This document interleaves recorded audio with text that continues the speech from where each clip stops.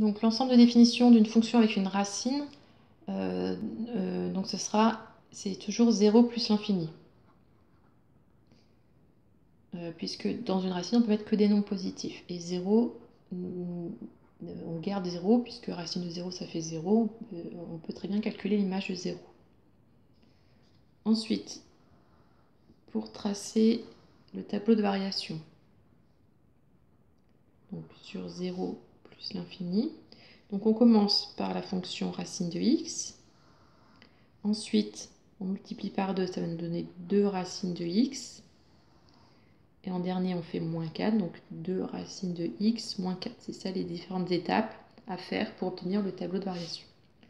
Donc la fonction racine de x, on sait qu'elle est strictement croissante, de 0 à plus l'infini.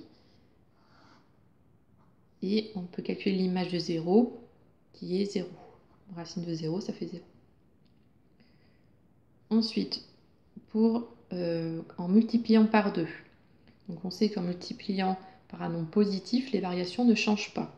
Donc croissant, ici, donc là ça reste croissant.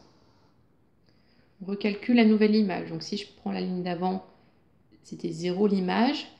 En passant sur la deuxième ligne, on a multiplié par 2. Donc 0 fois 2, ça reste 0. Ou sinon, je prends le x et je remplace dans cette formule-là. Donc 2 racines de 0, ça fait bien 0. Et enfin, pour passer de là à là, on a fait moins 4. Donc on sait que quand on ajoute ou soustrait un nombre, ça ne change jamais les variations.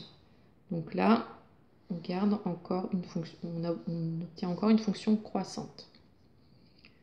Ensuite, là, on avait 0 sur la ligne d'avant. Pour calculer la nouvelle image, donc là, on a fait moins 4 pour passer de là à là. Donc 0 moins 4, ça fait moins 4. On peut aussi remplacer x, la valeur de x, donc 0 là-dedans. Donc 2 racines de 0 moins 4. Ça fait 2 fois 0 moins 4, donc moins 4.